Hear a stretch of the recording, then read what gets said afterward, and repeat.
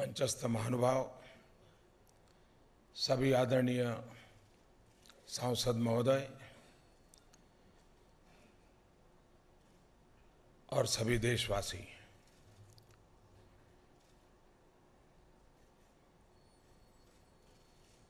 देश आजाद हुआ तब से आप तक ग्रामीण विकास के संदर्भ में सभी सरकारों ने अपने अपने तरीके से प्रयास किए हैं।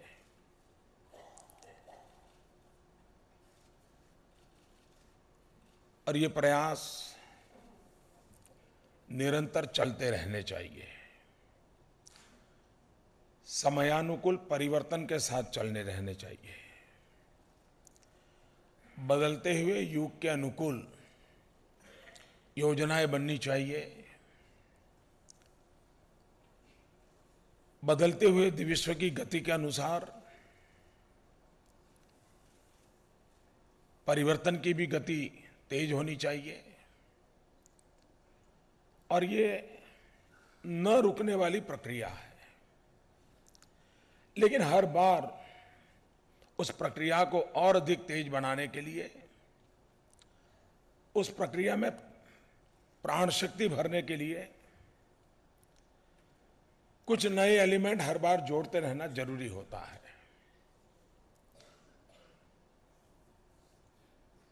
हमारे देश में हर राज्य में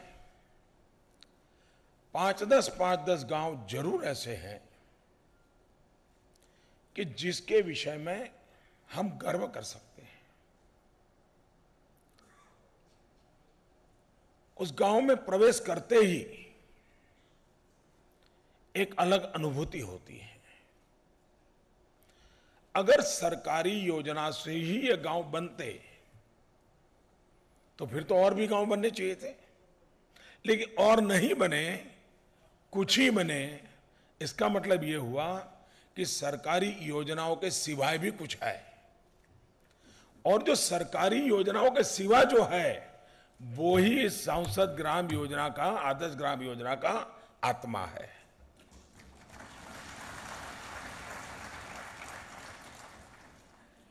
योजनाएं तो सभी गांवों के लिए है, लेकिन कुछ ही गांवों ने प्रगति की क्योंकि उस गांव में कुछ लोग थे जिनकी सोच भिन्न थी, कोई नेता थे जिन्होंने एक अलग ढंग से लीड किया और उसी के कारण ये परिवर्तन आया है। ऐसा नहीं है कि हम जो सोच रहे हैं उससे भी ज्यादा अच्छे गांव नहीं है, उससे भी ज्यादा अच्छे गांव है, लोगों ने बनाए हैं। आवश्यकता यह है कि हमें अगर निर्णय की प्रक्रिया में कुछ परिवर्तन लाना है तो कहीं से हमें शुरू करना चाहिए। आज श्रद्धेय जयप्रकाश नारायण जी का जन्म जयंती का पावन पर्व है। आजादी के आंदोलन में मुखर युवा शक्ति और आजादी के बाद राजनीति से अपने आप को भिन्न रखते हुए, रचनात्मक कामों में अपने आप को आहूत करते हुए उन्होंने अपने जीवन को जिस प्रकार से जिया, हम सबके लिए प्रेरणा बने। और जयप्रकाश जी, एक बात, उनके विचारों पर गांधी विनोबा की छाया हमेशा रहती थी, लोहिया की छाया भी रहती थी। और उन्होंने एक बात कही कि ग्राम धर्म एक महत्व बात है, और जब तक एक समाज की तरह गांव सोचता नहीं है, चलता नहीं है, तो ग्राम धर्म असंभव है।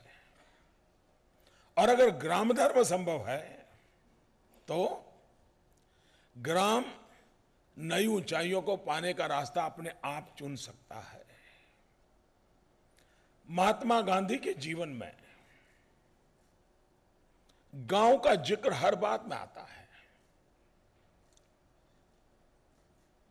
गांधी 15 में विदेश से वापिस आए, 1915 में। 2 साल के भीतर भीतर उन्होंने जो कुछ भी अध्ययन किया और वहीं बिहार की चंपारण जगह पे जाकर के गांव के लोगों के अधिकार के लिए लड़ाई लड़ना शुरू कर दिया, जन भागीदारी के साथ कर दिया।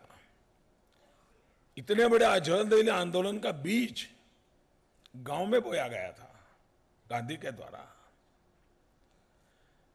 आज जयप्रकाश नारायण जी के अनन्य साथी श्रीमान नानाजी देशमुख की भी जन्म जयंती है और नानाजी देशमुख ने जयप्रकाश नारायण और उनकी श्रीमती जी प्रभा देवी उनके नाम से चित्रकूट के पास जयप्रभा नगर के विकास के लिए अपने आप को आहूत किया था और जयप्रभा नगर के मॉडल के आधार पर उन्होंने उत्तर प्रदेश के कई गांवों के जीवन को सेल्फ सफिशिएंट बनाना, इस मकसद को लेकर के उन्होंने काम किया था। हमारे पूर्व राष्ट्रपति अब्दुल कलाम जी स्वयं उन गांवों की विजिट करने गए तो उन्होंने बड़े विस्तार से अपनी बातों में उसका उल्लेख कई बार किया है। कहने का तात्पर्य है कि आज हम जब आदर्श ग्राम योजना, और वो भी सांसद के मार्गदर्शन में, सांसद के नेतृत्व में, सांसद के प्रयत्नों से इसको हमें आगे बढ़ाना है। फिलहाल तो इस टर्म में टोटल 3 गांव की कल्पना की है। 16 तक एक गांव का मॉडल खड़ा हो जाए, उसके अनुभव के आधार पर 19 तक 2 और गांव हो जाए और आगे चल करके फिर हर वर्ष एक गांव सांसद करे। करीब करीब हम 800 सांसद हैं। अगर 19 के पहले हम 3-3 गांव करते तो करीब 2500 गांव तक हम पहुंच पाते हैं।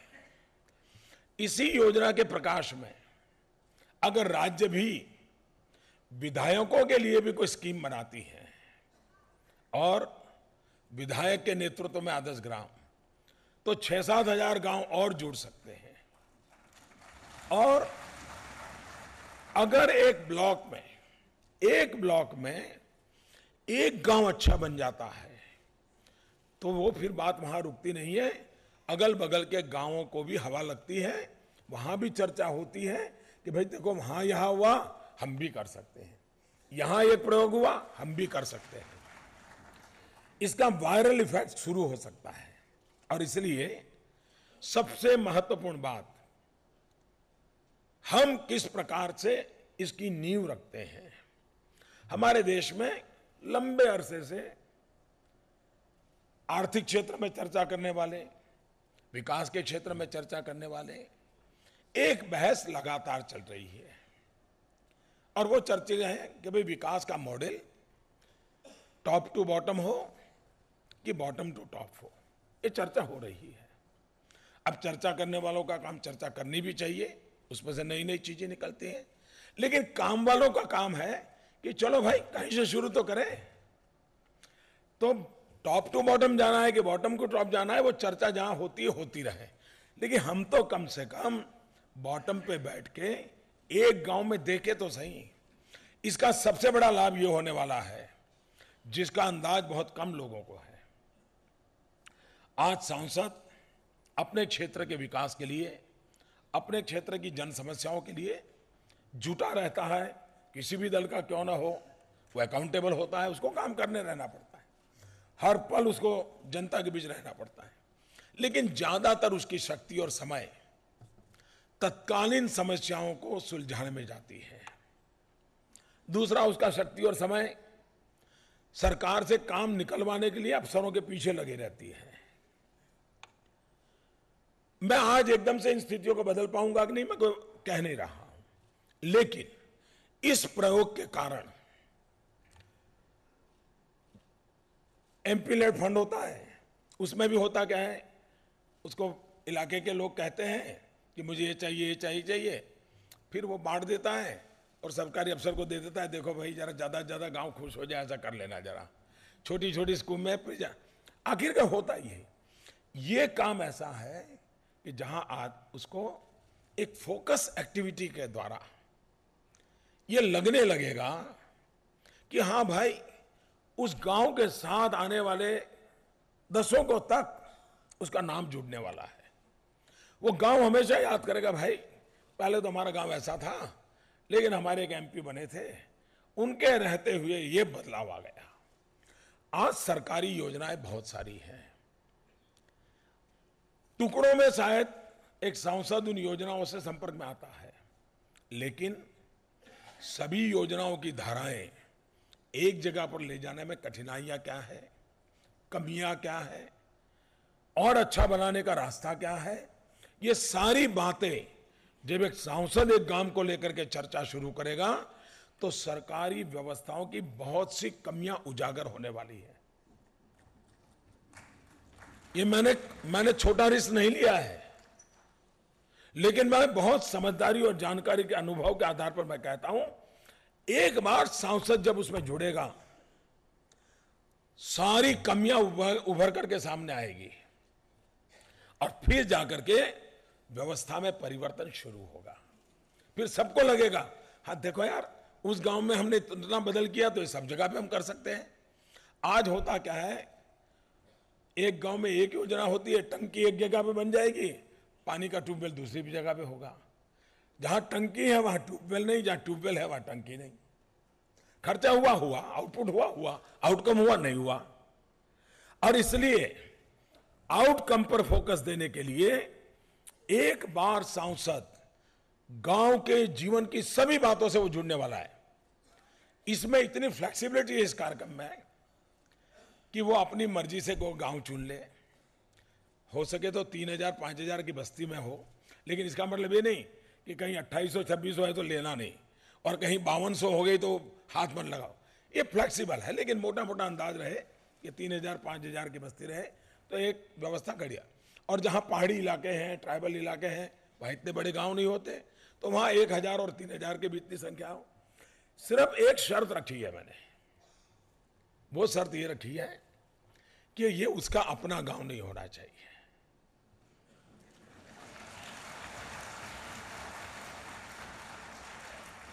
या अपना ससुराल नहीं होना चाहिए।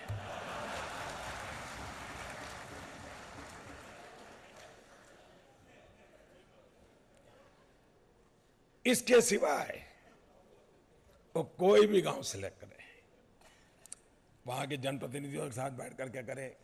मुझे भी बनारस के लिए गांव अभी सिलेक्ट करना बाकी है। आज ये गाइडलाइंस आ गई हैं, मैं भी बनारस जाऊंगा, सबसे मिलूंगा, बात करूंगा, और एक सबका मन बना करके मैं भी एक गांव सिलेक्ट करूंगा। ये पूरी योजना आजकल हमारी एक सबसे बड़ी समस्या ये रही है कि हमारा विकास का मॉडल सप्लाई ड्रिवन रहा है। दिल्ली में या लखनऊ में या गांधीनगर में योजना बन गई, फिर वही इंजेक्ट करने का प्रयास होता है। हम इस आदर्श ग्राम के द्वारा सप्लाई ड्रिवन से शिफ्ट करके डिमांड ड्रिवन बनाना चाहते हैं। गांव में अर्ज पैदा हो, गांव कहेगा हाँ ये करना है। अब ये चीज ऐसी नहीं है कि गांव में एक ब्रिज बना देना है या गांव के अंदर एक बहुत बड़ा तालाब बना देना है, इस प्रकार का नहीं है। हमारी आज की स्थितियों में बदलाव लाया जा सकता है कि नहीं लाया जा सकता है। अब कोई मुझे बताएं, गांव की स्कूल हो, गांव का पंचायत घर हो, गांव का कोई मंदिर हो, गांव का कोई और तीर्थ क्षेत्र हो, पूजा घर हो, कम से कम वहां सफाई हो। अब इसके लिए बजट लगता है क्या? लेकिन मैं खुद गांवों में जाता था। मेरा ये भाग्य रहा है कि शायद राजनीतिक जीवन में काम करने वाले लोगों में बहुत कम लोगों को ये सौभाग्य मिला होगा जो मुझे मिला है। मैंने 45 साल तक भ्रमण किया है। मैं 400 से अधिक गांवों में, जिलों में, 400 से अधिक जिलों में मुझे हिंदुस्तान में रात्रि मुकाम का अवसर मिला है। इसलिए मुझे धरती की सच्चाई का पता है। गुजरात के बाहर कम से कम 5000 से अधिक गांव ऐसे होंगे जहां कभी न कभी मेरा जाना हुआ होगा, और इसलिए मैं स्व अनुभव से इन चीजों को जानता हूं, समझता हूं। और उसके आधार पर मैं कहता हूं कि हम एक बार गांव में विश्वास पैदा करें, गांव को तय करवाएं कि भाई हाँ ये करना है। अब मुझे बताइए, किसी गांव में 3000 5000 की बस्ती हो, एक साल में डिलीवरी कितनी होगी? मैक्सिमम 100। उसमें 50-60 महिलाएं ऐसी होगी जिनकी आर्थिक स्थिति अच्छी होगी, 25-30 महिलाएं ऐसी होगी जिनको इस गर्भावस्था में अगर पोषण की व्यवस्था गांव कर दें तो कभी भी कुपोषित बच्चा पैदा होने की संभावना नहीं है, माता के मरने की संभावना नहीं है। अगर यही काम भारत सरकार को करना है तो कैबिनेट का नोट बनेगा,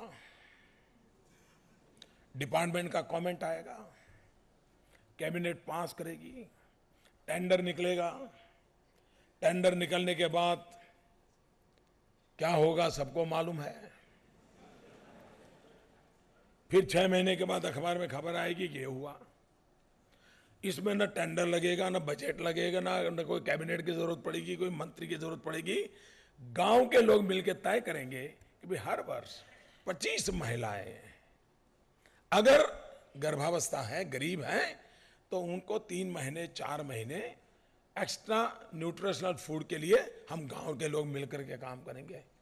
मैं बताता हूं ये काम आसान है साथियों। हमने मिजाज बदलने की आवश्यकता है, हमें जन मन को जोड़ने की आवश्यकता है। और सांसद महोदय भी यूं पॉलिटिकल एक्टिविटी करते होंगे, लेकिन उस गांव में जब जाएंगे तब नो पॉलिटिकल एक्टिविटी, पारिवारिक समय, पूरा परिवार जाए, बैठे, गांव के लोगों के साथ बैठे। आप देखिए क्या चेतना आती है जी, गांव जुड़ जाएगा, समस्याओं का समाधान हो जाएगा।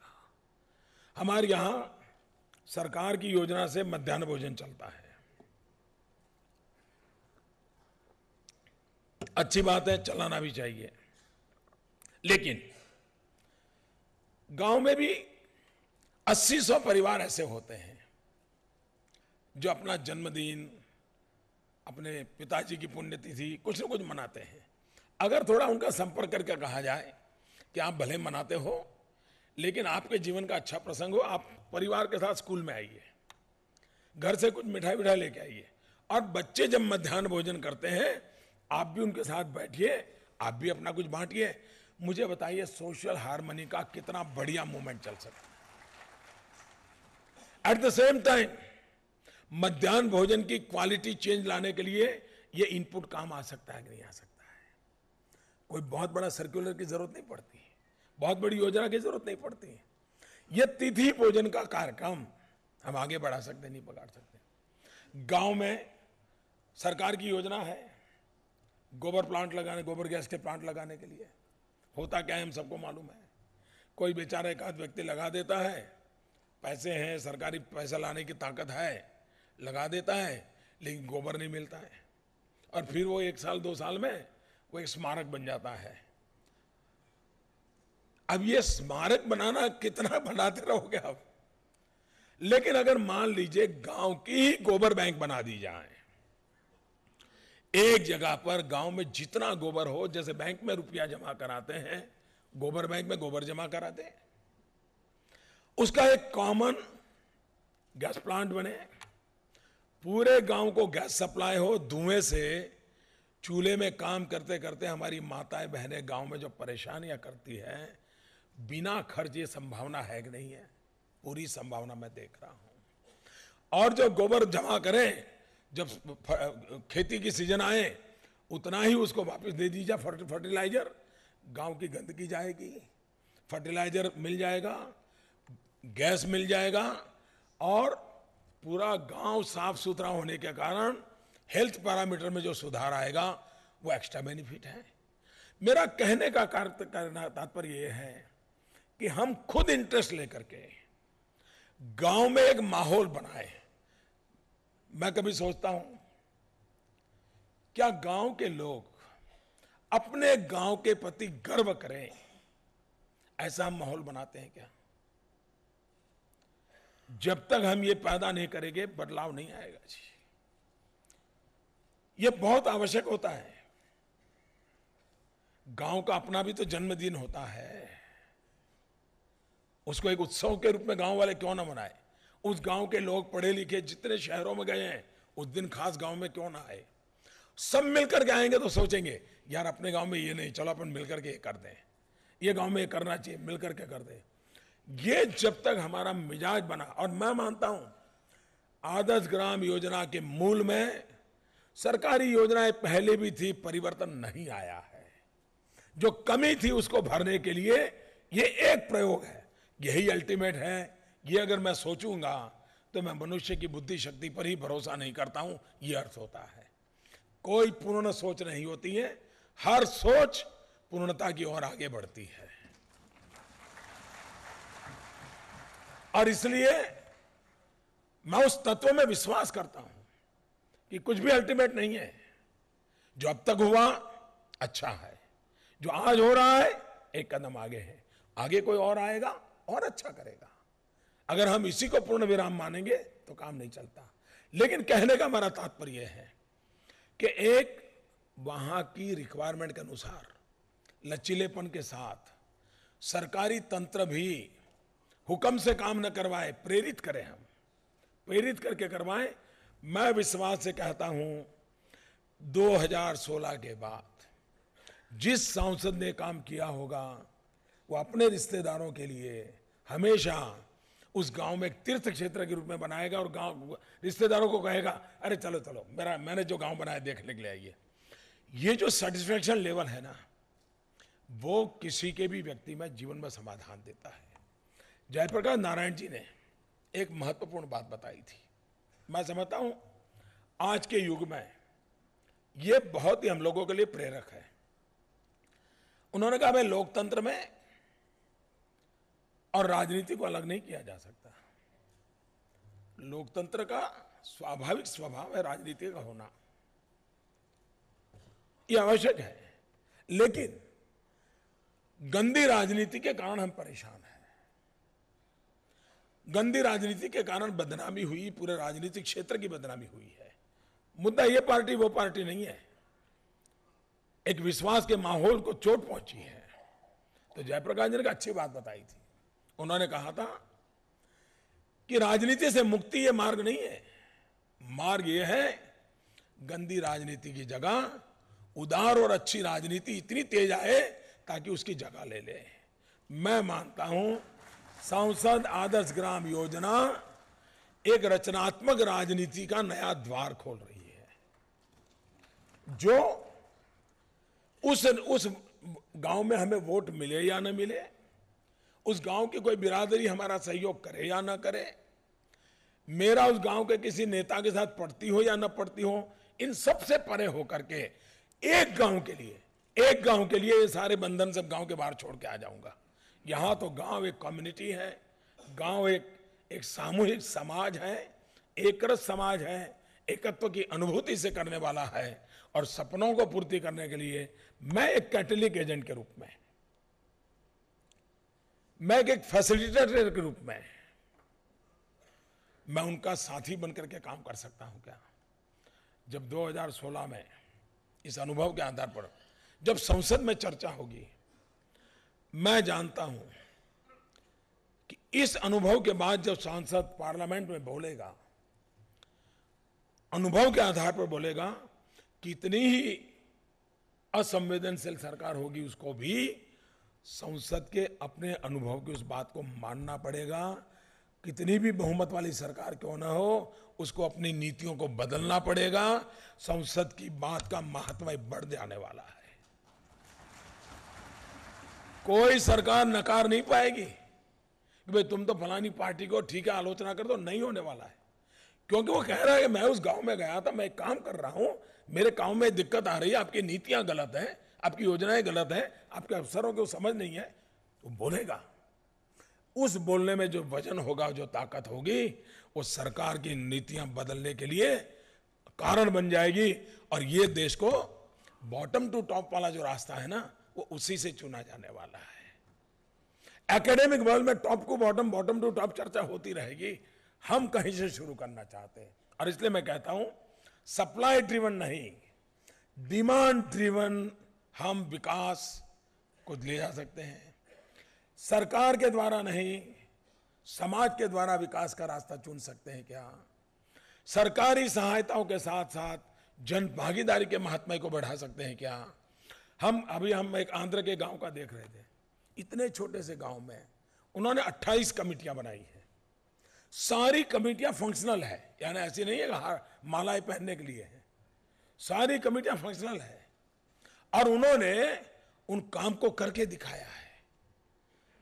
अगर हम ये प्रेरणा दें और अगर आज सांसद के द्वारा, कल एमएलए के द्वारा, अगर हर वर्ष हम 7-8 हजार गांवों को आगे बढ़ाते हैं, देखते ही देखते ऐसी वायरल इफेक्ट होगा कि हम पूरे ग्रामीण परिसर के विकास के मॉडल को बदल कर देंगे। और हमें समझ के चलें, गांव के व्यक्ति के एस्पिरेशंस भी शहर के लोगों से कम नहीं है। वो दुनिया देख रहा है, वो अपनी क्वालिटी ऑफ लाइफ में बदल चाहता है। उसको भी अच्छे बच्चों के लिए अच्छी शिक्षा चाहिए, उसको भी अगर लॉन्ग डिस्टेंस एजुकेशन मिलता है तो उसको चाहिए। अब हम मानो कहते हैं कि भाई ड्रिप इरिगेशन, पानी का संकट है, दुनिया में कौन इनकार करता है? हर कहता है कि पानी का संकट है। क्या मैं जिस आदर्श ग्राम को लूंगा, वहां पर जितने किसान होंगे, वहां का एक भी खेत ऐसा नहीं होगा कि जहां पर मैं ड्रिप इरिगेशन न लगवाऊं। सरकार की जितनी स्कीमें होगी वो लागूंगा, बैंक वालों से बोल करके उनको लोन दिलवा दूंगा, लेकिन ड्रिप इरिगेशन करके मैं उनके एग्रीकल्चर प्रोडक्ट को बढ़ावा दे सकता हूं क्या? गांव की इकोनॉमी बदल जाएगी, वहां भी पशुपालन होगा, मिल्क प्रोडक्टिविटी बढ़े, पशु की स्थिति में सुधार आए, उसको साइंटिफिक डेवलपमेंट हो। मैं अफसरों को लाऊंगा, कैंप लगाऊंगा, समझाऊंगा, मैं खुद उनको समझाऊंगा, मैं बदलाव ला सकता हूं नहीं लाऊंगा। मित्रों, मैं मानता हूं ग्रामीण परिसर के जीवन को बदला जा सकता है। जो लोग शहर में एमपी चुन करके आए हैं, एक भी गांव नहीं है, मेरी उनसे प्रार्थना है, आप अपने शहरी क्षेत्र से नजदीक का कोई गांव है, उसकी तरफ आप ध्यान दीजिए, एक आध जिम्मा लीजिए, आप उसको काम कीजिए। जो राज्यसभा के मित्र हैं, वे उस राज्य के अंदर जहां से वो चुन करके आए, जहां से कोई भी उनको मन मर्जी पड़े गांव सिलेक्ट करें। जो नॉमिनेटेड एमपीज हैं, वे हिंदुस्तान में जहां उनको ठीक लगे कोई गांव पसंद करें, एक गांव को उनको करें। लेकिन हम सब मिल करके एक रचनात्मक राजनीति के द्वार खोलने का काम करेंगे और राजनीतिक छुआछूत से परे होकर के करेंगे। जयप्रकाश नारायण जी का, महात्मा गांधी का, राम मनोहर लोहिया जी का, पंडित दीनदयाल उपाध्याय जी का, ये ऐसी पिछली शताब्दी की विचारधारा के प्रतीक है जिनकी छाया किसी न किसी राजनीतिक जीवन पर आज भी है। सबकी सब पर नहीं होगी, लेकिन किसी न किसी की किसी पर है। उनसे प्रेरणा लेकर के हम इसको हमको आगे बढ़ाएं, यही मेरी आपसे अपेक्षा है। मैंने 15 अगस्त को कहा था कि 11 अक्टूबर जयप्रकाश नारायण जी के जन्मदिन पर इसकी गाइडलाइंस पेश करेंगे। कुछ मित्रों ने मुझे उसी शाम को ईमेल करके मैंने गांव सिलेक्ट किया ऐसा करके मुझे बताया था, और वो भाजपा के ही लोग थे ऐसा नहीं, भाजपा के सिवाय के एमपीज ने भी, कांग्रेस के एमपीज ने भी मुझे लिख करके दिया था। तभी मुझे लगा था कि इस बात में दम है, राजनीति से परे होकर के सब इसको गले लगा रहे हैं। लेकिन बहुत जैसे मुझे भी अभी गांव तय करना मेरे इलाके में बाकी है, क्योंकि मैं भी चाहता था गाइडलाइंस तय होने के बाद मैं मेरे बनारस के लोगों से मिल करके बैठ करके, वहाँ के अफसरों से भी मिल करके बैठ करके एक आध गाँव सेलेक्ट करूँगा। आने वाले 15-20 दिन में मैं जरूर कर लूँगा, लेकिन हम मिल करके अपने यहाँ विश्वास जताएं और उसको करेंगे। और उनको विश्वास दीजिए कि आप एमपी रहेंगे तो आगे भी और गांव होंगे। एक मॉडल बन रहा है और फिर और गांव वालों को उस मॉडल दिखाने के लिए लाने का टूर करोगे तो वो अपने आप में बदल आ जाएगा। लेकिन हम अपने प्रयत्नों से ग्राम विकास, ये मूल मुद्दा है, अपने प्रयत्नों से, अपने हुक्म से नहीं, चिट्ठी लिख दिए बात छुट्टी, ऐसा नहीं। ये काम मैं एक एमपी के नाते सवाल पूछ लूं पूरा हो जाए, नहीं, हम मिलकर के एक गांव करेंगे। मैं समझता हूं भारत माँ की बहुत बड़ी सेवा करने का एक नया तरीका हम अपना रहे हैं। मैं फिर सभी सांसदों का हृदय से अभिनंदन करता हूं कि उन्होंने बड़े उमंग के साथ, सभी दल के महानुभावों ने इसको स्वीकार किया है, स्वागत किया है। और सबके मार्गदर्शन में, ये कोई योजना अल्टीमेट नहीं है, इसमें बहुत बदलाव आएंगे, बहुत सुधार आएंगे, बहुत प्रैक्टिकल बातें आएंगी, लेकिन ये रुपये पैसों वाली योजना नहीं है। ये योजना पीपल्स ड्रिवन है, पीपल्स पार्टिसिपेशन से होने वाली है और सांसद के मार्गदर्शन में होने वाली है। उसको आगे बढ़ाए, इसी की अपेक्षा के साथ आपका बहुत बहुत धन्यवाद। फिर एक बार जयप्रकाश जी को आदरपूर्वक नमन करता हूं। Thank you.